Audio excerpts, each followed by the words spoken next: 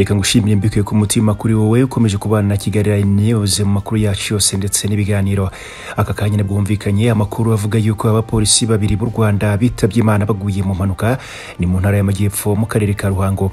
Ariko none tukiri kuri aya makuru afite ahahuriye n'impanuka nuko ku mugoroba muri uyu mujyi wa Kigali nanone imodoka yitwara abagenzi yakoze impanuka. Ni imodoka nini izingizi zimenyereweho akazi ko gutwara abagenzi. Abantu benshi rero ngo baje gukomereka. Ese byagenze gute kugeza ubwo iyi modoka nini itwara abagenzi yaje kurenga umuhanda? Ibi byose tugiye kubyumva muri aka kanya. Kira kabaye rero umuyobozi wa RIB yemeye ko ari icyuho gikomeye cyane kandi rwose ko kuba Kazungu yaratinze gufatwa. Bemera yuko ibi ngibi ari icyuho gikomeye ku rwego rw'igihugu rw'ubugenzacyaha kugeza kiriya gihe harishwe abantu bagera kuri 14 Kazungu atarafatwa. Ngo ikaze rero makuru yacu aka kanya kandi nizere yuko mwana amaze gukora subscribe ku buryo amakuru yacu yose ari kubageraho mbere y'abandi. Reka amakuru yacu rero tuyahere mu ntara y'Amajyepfo ni mu karere ka Ruhango na hari kumvikana inkuru y'akababaro. Ni inkuru y'incamugongo itangiye gukwirakwira ku mbuga nkoranyambaga mu minota mike yayitambutse yuko abapolisi babiri b'u Rwanda bitabye Imana mu rukerera rwo kuri uyu wa kane hagana saa 11 mu mudugudu wa Nyarutovu angaha ni mu kagari ka Buhoro mu murenge wa Ruhango. Habereye impanuka ya moto yagonze imodoka yari iparitse iruhande rw'umuhanda, maze rero abapolisi babiri bari bahekanye baje guhita bitaba Imana ako kanya. Umuvugizi wa polisi y'u Rwanda rero mu ntara y'Amajyepfo SP Habiyaremye Emmanuel yabwiye itangazamakuru yuko aba bapolisi bari bari mu muhanda wa kaburimbo bari bari kuva rero mu karere ka Muhanga berekeza mu karere ka Ruhango.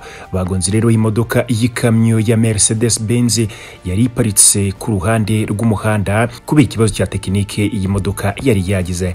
SP Habiyaremye yavuze yuko abapolisi bahise bitaba Imana ndetse ubu imibiri yabo yajyanywe ku bitaro bya Kabgayi. Iperereza rero ryahise ritangira kugira ngo hamenyekane icyaba cyateye iyo mpanuka mu by'ukuri kugeza ubwo abapolisi babiri bari bahekanye kuri moto bose bahita bapfira icyarimwe. Umunyamakuru rero yanaje kumubaza niba kuba banyakwigendera bagonze imodoka yiparitse bitaba bivuze yuko baba bagendaga ku muvuduko uri hejuru. SP Habiyaremye yasubiza yuko byose bizajya agaragara nyuma y'iperereza riri gukorwa. Reka twifurize rero aba bapolisi cyangwa se abantu bari mu rwego rushinzwe kurinda umutekano ku butaka bw'u Rwanda kuruhukira mu mahoro. Iba warigeze wezaho wakura muganga gakondo nyawe wijya kure kuzana igisubizo kirambye. Hano tuvura amarozi y'ubwoko bwose, tugaruza ibyibwe, dutanga umuti uvura inyatsi, dufite umuti uzana igikundiro, umuti wirukana ibisambo ndetse tuvura n'amahumane. Si ibyo gusa kandi duhumanura ibibanza, dutanga ubutunzi, dutanga viza, tuvura igifu, tuvura impyiko, dutanga umuti wo guca imyeyo ndetse dufasha abagore n'abakobwa bakunze kubura cyangwa se babuze imihango. Dutanga uruhereko, dufite umuti wo kweza umurima, turatsirika. Ikindi kandi mu gihe wibwe si ngombwa gusiragira, iyo tubikoze naho waba uri hose. Hano tubafitiye umuti mwiza cyane ku bakobwa cyangwa abadamu bacikanwe no guca imyeyo, turabafasha. Dufite n'umuti w'amavangingo bigendana mugabo akishima ubuzima bugakomeza mukenjoyinga neza cyane yuko urugo rw'umugore n'umugabo bubakirwa mu buriri. Vugisha Mugabe cyangwa kuri WhatsApp kuri iyi nimero. Hano tuvura amarozi y'ubwoko bwose, tugaruza ibyibwe, dutanga umuti uvura inyatsi, dufite umuti uzana igikundiro, umuti wirukana ibisambo ndetse tuvura n'amahumane. Reka dukomereze amakuru yacu rero ku nkuru hano i Kigali biri kuvuga yuko imodoka nini itwara abagenzi nayo yaje gukora impanuka hagakomereka abantu benshi. Ahagana isaa 1:00 z'umugoroba ukuri uyu wa gatatu ku itariki ya 4 Ukwakira 2023 bisi itwara abagenzi ya societe ya KBS yakoze impanuka igeze ahazwi nka peyaje ahani mu mujyi wa Kigali ikomerekeramwo abantu benshi cyane bari muri iyi modoka. Umuvugizi wa polisi y'u Rwanda ICP Boniface Rutikanga yabwiye itangazamakuru yuko iyi mpanuka yakomerekeyemo abantu ndetse bari kwitabwaho ariko umubare wabo ukaba utaramenyekana neza. Yabitangaje agira ati bisi yabuze feri igenda igonga ikintu cyose cyari kiri imbere yayo mu muhanda kugeza aho rero umushoferi ayigejeje mu mukoki ihagararamwo rwose, ariko abantu benshi bari bakomeretse. Birumvikana yuko hari abantu benshi cyane bakomeretse kugeza ubu. Ari abamotari bari imbere, ari abandi bari mu modoka imbere n'abagenzi bose bagiye bagenda bakomereka. Yakomeje yagira ati urumva yuko harimwo n'abahungabanye byahungabanye kubera iyo mpanuka.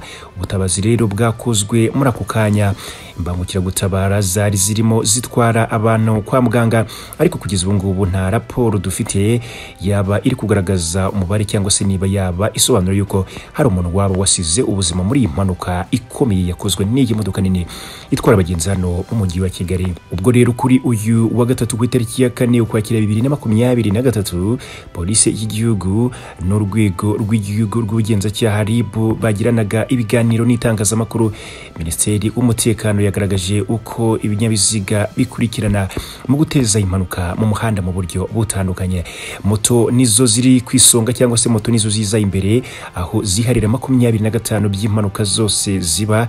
Amagare agakurikira moto kuko yiharira 15%, amakamyo manini nayo akiharira nibura 13%. Ni mu gihe kandi amakamyo mato yo afata 10% by'impanuka ziba mu muhanda mu bihe bitandukanye, naho bisi zitwara abagenzi zikiharira imibare isigaye. Minisiteri y'umutekano kandi yagaragaje yuko impamvu zitera impanuka mu muhanda zirangaje imbere no kutagabanya umuvuduko, aho byihariye 37%, gutwara ikinyabiziga nabi byihariye 28%, naho gutwarira ibinyabiziga mu ruhande rutari rwo bigafata 13%, kunyuranaho rero mu buryo butari bwo nabyo bigafata 8%, mu gihe kudahana intera ihagije bifata 6%, naho ubusinzi bukaba buri gufata 3%. Yewe aho bageze kuri ingingo y'ubusinzi abantu bakibaza ukuntu ndetse na 3% kageraho, kandi ubu rwose kizira kikaziririzwa kuko wabona umushoferi wicara ku kinyabiziga yasomye ku gatama. Mu mpera za Nyakanga 2023, guverinoma y'u Rwanda yagaragaje yuko hakenewe miliyari nibura zisaga 102 zo gukemura ibibazo bitera impanuka mu muhanda, birimo gusimbuza ibyapa bishaje, ibyuma bishyirwa ku mihanda kugira ngo bitangire imodoka zakoze impanuka ndetse n'ibindi bitandukanye hirya no hino mu muhanda. Ni ingengo kandi y'imari yagaragajwe nyuma y'uko muri Mutarama 2023 itsinda rigizwe n'abo mu kigo gishinzwe guteza imbere ubwikorezi mu Rwanda RTDA ndetse na polisi y'igihugu ishami ryayo rishinzwe umutekano wo mu muhanda ryakoze isesengura ku mihanda yo mu gihugu. Icyo gihe rero hatangajwe yuko kuva muri Mutarama 2023 ibyapa bigera ku 4185 byashyizwe hirya no hino ku mihanda, mu gihe rero ibikenewe byose hamwe bisaga ibyapa 10,464.